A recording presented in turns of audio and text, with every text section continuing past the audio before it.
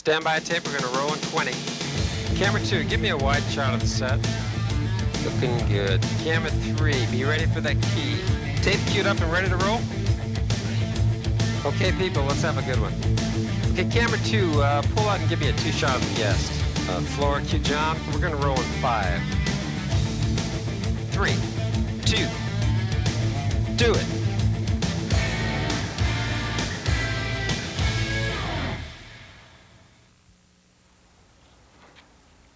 Hello and welcome to the Screening Room. My name is Darrin and I'll be your host for today. This is our third Screening Room show, which is a De Anza College television production that features student filmmakers. Also, we like to showcase their works. We would like to point out that if any of our viewers have any questions, comments, or ideas, please feel free to call the De Anza television station at 864-1300.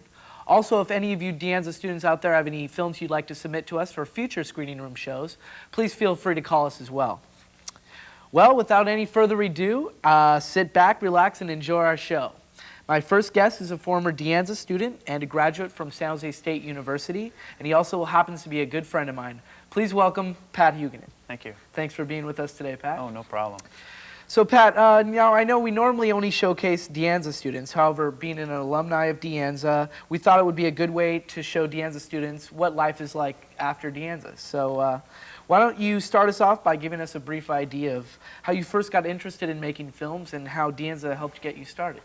When I first started getting interested in maybe video alone and television production and film production in high school, I had watched they had a daily or weekly program about, you know, all the announcement we used to do. So I got on that show and it was really fun to work on. And then from there I came here right after graduation. I spent my whole summer here with Zach Elisha learning television production, which was so cool because you got to learn everything. You know, you got to direct, you got to produce, you got to use, you know, work on camera, audio. You got all the positions. And from here, after about 2 years, I'd finished my GE. I transferred over to San Jose State and finished up at San Jose State with my degree there. Well, it sounds like De Anza gave you a nice, good start. They gave me a really good start because I think the program here has always been very good. Right. I've always enjoyed all the teachers here, and I actually stayed here and I worked in the cable access shows for a while too because I liked being around, and I did some shows here. I did a show called Laugh Tracks. I used to be audio and camera for that, so it's a really good experience here. Sounds good. Well, so how many films have you made?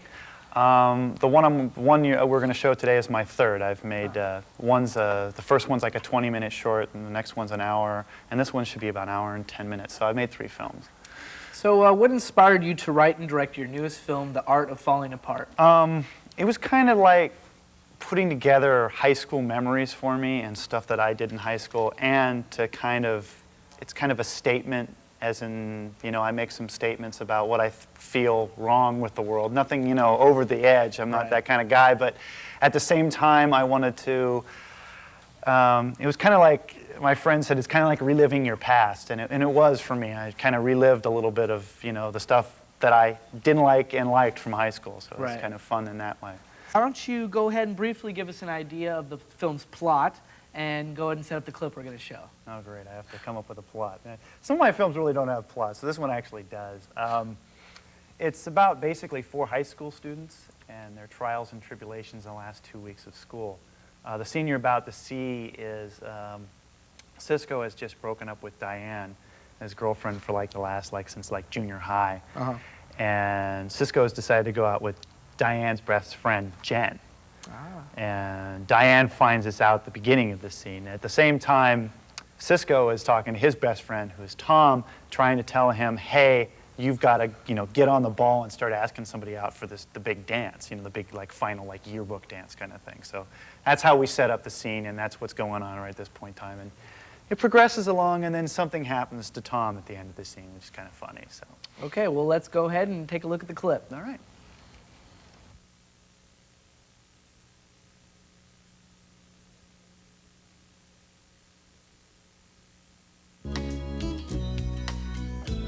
Jen. Where? To dance, Steven. You're gonna go with her? Yep.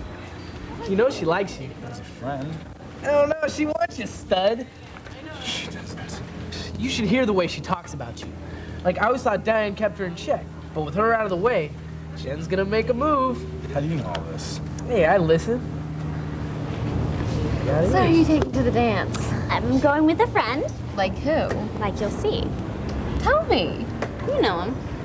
How well? Well, enough. Is it James? No. Xander? No. Tom? Hell no. Then who is it? I'm not supposed to tell. You never kept something like this a secret before. Don't tell me you're going with Cisco. Yeah, we're going as friends. I can't believe you do this. I just broke up. Look, you broke it off. I called. We're going. End of story.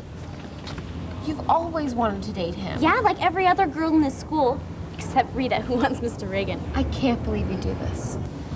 Look, nothing's gonna happen. Better not. Trust me, at least you know me. What if it was some other girl? Yeah, well, I know your track record, too. Look, just because I get some doesn't make me a slut. Men do it all the time. Yeah, and they call it experience. So I'm experienced. I still don't want you to do this. Because you want him back. No. Then there's no problem. It's just a dance. Yeah, well, I've seen how you dance. So?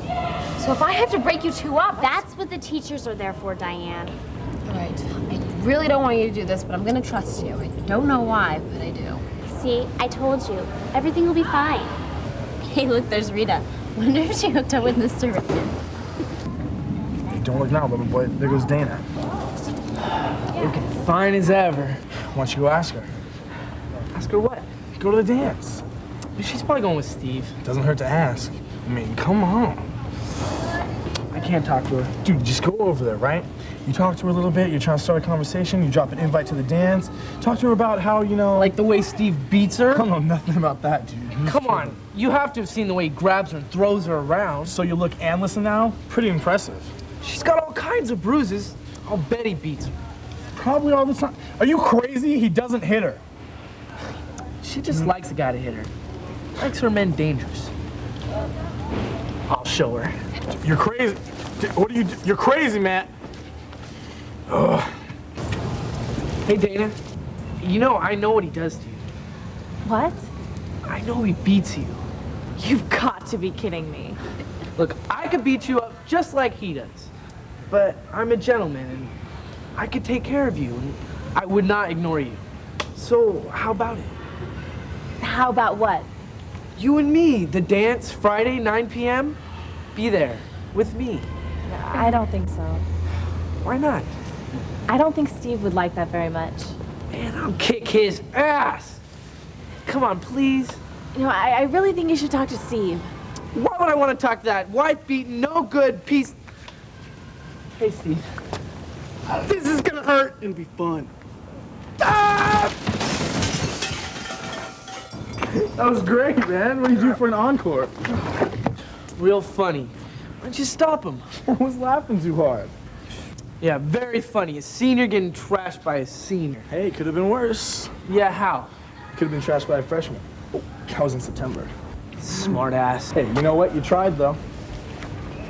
Yeah, I did, didn't I? You gotta go clean up or something. Oh, and you smell so great. Like today's lunch. Nope, yesterday's. Look, are you okay? Yeah, I'm fine. I got a date for I Friday. was talking about Tom, not you. Nothing a shower couldn't fix. You gonna take a shower? Wow. Shut up. You know, I can't believe you said that to Dana. You're even a bigger loser than I thought. No, I'm kidding. Look, you just hang in there. And sometimes if you wait long enough, the opportunity arrives. You know, Steve won't always be around forever. Yeah, and Dana will remember this I forever. don't think she'll ever forget this one. Later, guys. See you Friday. Count on it.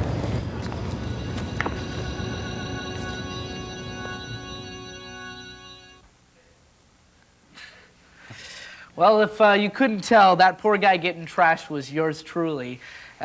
Let me just say that was just one of the tormenting ordeals I had to go through. Let's see. What else happened to me? We really like to torment you. Yeah, didn't we? I got trashed. I You got pushed. You got pushed. You got pushed by the tape op, I think, in the other room.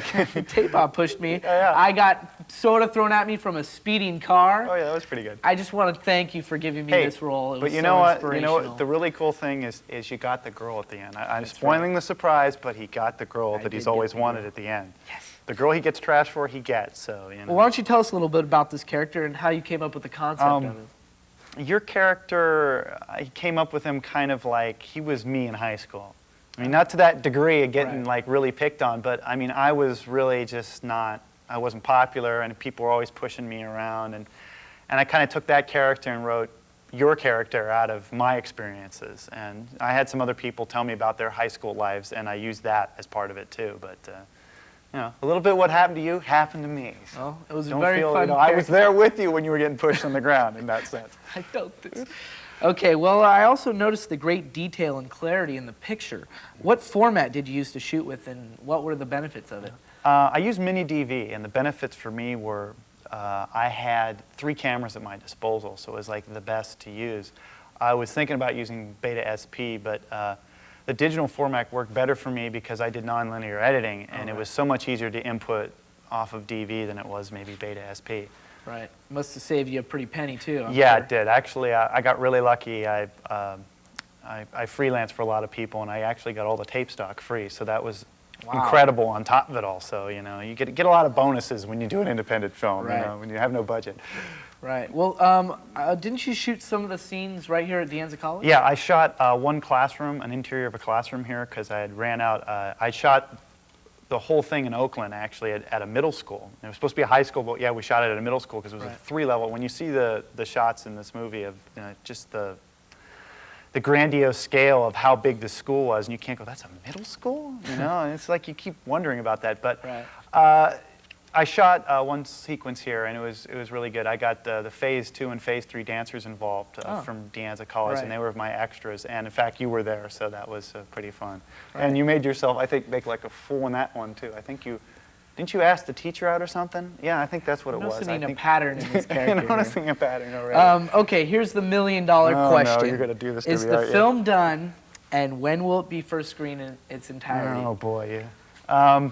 The film is almost done. I just have to put all the scenes together as a final master and do the credits and stuff. But I would say right now it's about 70% done. I mean, all the scenes are done, so it's just another 30%, about 2 days worth of work, 8-hour days to finish it. And I'm hoping July, for sure, end of July.